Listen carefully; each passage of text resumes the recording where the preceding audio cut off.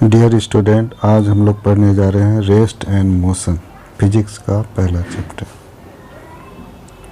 अब सवाल है कि रेस्ट किसको कहते हैं और मोशन किसको कहते हैं। रेस्ट कहते हैं इफ़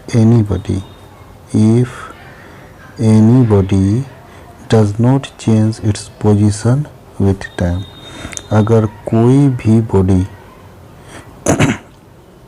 कोई भी बॉडी टाइम के साथ अपने पोजीशन को चेंज नहीं करती है तो उस बॉडी को हम लोग कहते हैं the body is in rest. जैसे मान लेते हैं ये एक पोजीशन है, ये एक पोजीशन है और यहाँ पर कोई ऑब्जेक्ट रखा हुआ, यहाँ पर कोई रखा हुआ और टाइम पास हो रहा है। ये टाइम गुजरते जा रहा है लेकिन इस बॉडी में किसी तरह का मोशन नहीं हो रहा, वो अपनी जगह पर स्थिर है।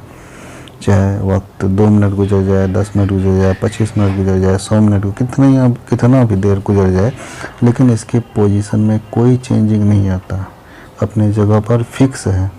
तो इस बॉडी को हम लोग क्या कहेंगे? The body is said to be in rest. इसको हम लोग रेस्ट में कहेंगे। और अगर कोई बॉडी है, यहाँ पर कोई बॉडी है और जैसे जैसे टाइम गुजरते जाता है ये अपने पोजीशन को चेंज करती है। जैसे मान लेते हैं t is equal to 0 second हुआ और थोड़ा सा टाइम गुजरा और t is equal to 5 second हो गया, तो इसका पोजीशन जो कि यहाँ पर था वो बदल करके यहाँ पर आ गया। तो हम कह सकते हैं the body is said to be in motion. Time के साथ साथ ये अपने पोजीशन को बदल रहा है तो इसको हम लोग कहेंगे मोशन में, और टाइम के साथ साथ ये अपने पोजीशन को नहीं बदल रहा है तो हम इसको कहेंगे रेस्ट में। तो अब मोशन कितने तरह का हो सकता है? तो मोशन भी कई तरह का हो सकता है। जैसे पहला मोशन हो गया लीनियर मोशन हो गया, लीनियर मोशन होता है। दूसरा हो सकता है आपका सर्कुलर मोशन हो सकता है, सर्कुलर मोशन हो सकता है। तीसरा आपका ऑसिलेटरी मोशन हो सकता है। चौथा आपका पीरियोडिक मोशन हो सकता है। कई तरह का मोशन हो सकता है। तो बारी बारी से हम लोग देखेंगे ये लीनियर क्या होता है, ये सर्कुलर क्या होता है, ये ऑसिलेटरी क्या होता है और ये पीरियोडिक क्या होता है, हम लोग बारी बारी से देखेंगे। तो सबसे पहले लीनियर। अगर किसी बॉडी का मोशन एक लाइन में है, इस तरह से एक लाइन में वो चलते जा रहा है तो उसके मोशन को हम लोग कहेंगे लीनियर लीनियर मोशन कहेंगे। एक लाइन में मोशन होना चाहिए तो उसको हम लोग लीनियर मोशन में कहेंगे। दूसरा हमने कहा सर्कुलर मोशन। सर्कुलर मोशन किसको कहेंगे? अगर किसी बॉडी का मोशन एक सर्किल के चारों तरफ, सर्किल के अलोंग चलता जा रहा है, एक सर्किल बनता जा रहा है तो उसके मोशन को हम लोग सर्कुलर मोशन। लाइन में चल रहा है तो लीनियर मोशन, सर्किल में चल रहा है तो उसको हम लोग सर्कुलर मोशन कहेंगे। तो लीनियर मोशन का एग्जांपल क्या हो सकता है? कोई कार है वो रोड में जा रही है तो उसके मोशन को हम लोग कहेंगे लीनियर मोशन। सर्कुलर मोशन किसी सर्किल के अलोंग चल रहा है, जैसे हम लोग कह सकते हैं मोशन ऑफ अर्थ या मोशन ऑफ मून, एक सर्किल में ही उसका मोशन होते जा रहा है तो उसके मोशन को हम लोग सर्कुलर मोशन कह सकते हैं। Oscillatory motion. ऑसिलेटरी मोशन किसको कहेंगे? अगर किसी बॉडी का मोशन किसी पॉइंट के आगे पीछे या फिर ऊपर नीचे, आगे पीछे या ऊपर नीचे मोशन करते जा रहा है तो उसके मोशन को हम लोग कहेंगे ऑसिलेटरी मोशन। तो इसका एग्जांपल क्या होगा? इसका एग्जांपल होगा झूले का मोशन। झूला जो होता है एक पॉइंट के आगे पीछे मोशन करता है।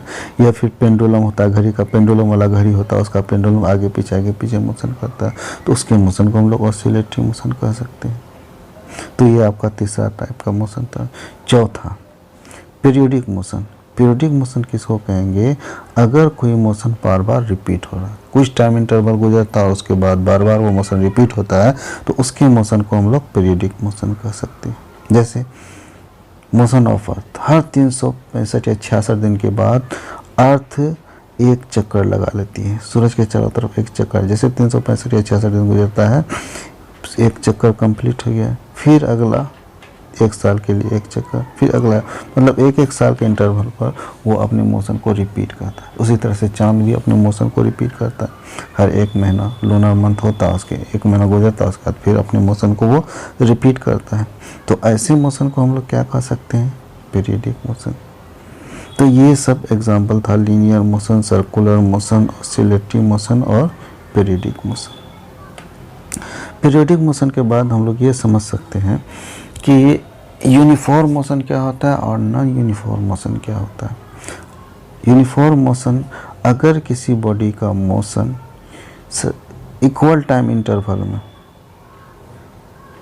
इक्वल होता है, इक्वल टाइम इंटरवल में अगर वो इक्वल डिस्टेंस कवर करता है, तो उस बॉडी के मोशन को हम लोग यूनिफॉर्म मोशन कह सकते हैं। जैसे मान लेते हैं कुछ टाइम इंटरवल ले लेते हैं, मतलब कि यहाँ 0 सेकेंड था, 0 से 2 सेकेंड हुआ, 2 से 4 सेकेंड हुआ, 4 से 6 सेकेंड हुआ।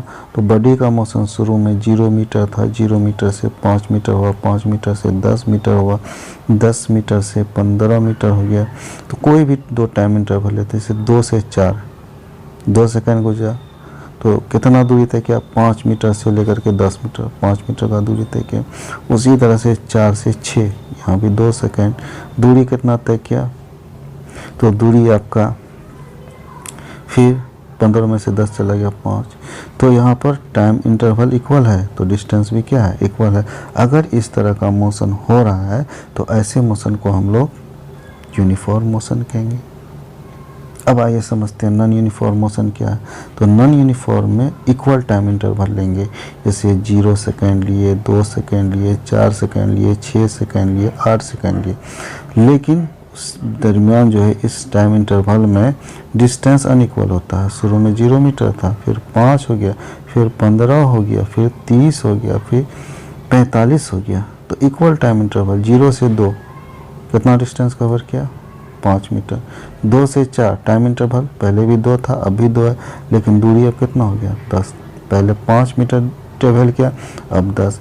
इक्वल टाइम इंटरवल में अनइक्वल डिस्टेंस ट्रेवल कर रहा है, तो ऐसे मोशन को हम लोग क्या कहेंगे? Non uniform. पहला वाला था आपका यूनिफॉर्म मोशन और दूसरा वाला आपका क्या हो गया? Non uniform motion. तो यूनिफॉर्म मोशन में की बात करेंगे तो ये आपका स्पीड से भी आकर के जुड़ सकता है। यूनिफॉर्म स्पीड हो सकता है, नॉन यूनिफॉर्म स्पीड हो सकता है, यूनिफॉर्म एक्सीलरेशन हो सकता है, नॉन यूनिफॉर्म एक्सीलरेशन। ये तो हम डिस्टेंस के तौर पर एक एग्जांपल लिए, लेकिन ये वेलोसिटी से भी आप इसको रिलेट कर सकते हैं, इसको एक्सीलरेशन से भी रिलेट कर सकते हैं। तो ये था आपका यूनिफॉर्म और नॉन यूनिफॉर्म। अब अगला आपको समझना है डिस्टेंस और डिस्प्लेसमेंट में क्या डिफरेंस है। डिस्टेंस क्या होता है और डिस्टेंस क्या होता है। तो पहले हम लोग समझते हैं व्हाट इज डिस्टेंस। डिस्टेंस और डिस्प्लेसमेंट एक ही चीज़ नहीं है, अलग अलग चीज़ है। अब मान लेते हैं यहाँ पर एक पॉइंट है ए, यहाँ पर दूसरा पॉइंट है बी, दोनों के बीच मान लेते हैं 2 मीटर का दूरी है ए और बी के बीच। अब कोई आदमी आता है और ए से बी जाता है इस रास्ते में। इस रास्ते में उसको चलने में 3 मीटर की दूरी तय करनी पड़ती। कोई तीसरा आदमी आता है, वो इस रास्ते से आता है जिसमें कि इसको 4 मीटर। जब वो 3 मीटर का डिस्टेंस चलता है, दूरी चलता है, तो वो सी होकर के गुजरता है, और जब वो 4 मीटर के डिस्टेंस चलता है तो वो डी। तो अलग अलग पाथ, अलग अलग डिस्टेंस। तो रास्ते की जो लंबाई होती है उस लंबाई को हम लोग डिस्टेंस कहते हैं। जैसे ए से बी का डायरेक्ट दूरी 2 मीटर, वही ए से बी जब सी होकर के जाता है तो डिस्टेंस आपका 3 मीटर हो जाता है। वही ए से बी हो जाता है डी होकर के, तो आपका डिस्टेंस क्या हो जाता है? 4 मीटर। तो जैसा पाथ होता है उसी हिसाब से उसका डिस्टेंस होता है। पाथ बदलेंगे, डिस्टेंस बदल। तो पाथ लेंथ यानी रास्ते की जो लंबाई होती है उसको हम लोग डिस्टेंस कहते हैं। और डिस्टेंस के बाद एक दूसरा चीज़ आता है डिस्प्लेसमेंट। ये डिस्प्लेसमेंट क्या है? तो डिस्प्लेसमेंट को हम लोग इस तरह से समझ सकते हैं, जैसे डिस्टेंस को समझे तो उसमें थोड़ा सा डिफरेंस है। वो क्या है? जैसे मान लेते हैं ये एक पॉइंट ए है, यहाँ पर दूसरा पॉइंट बी है, ए से बी का दूरी हम लोग जान रहे हैं 2 मीटर।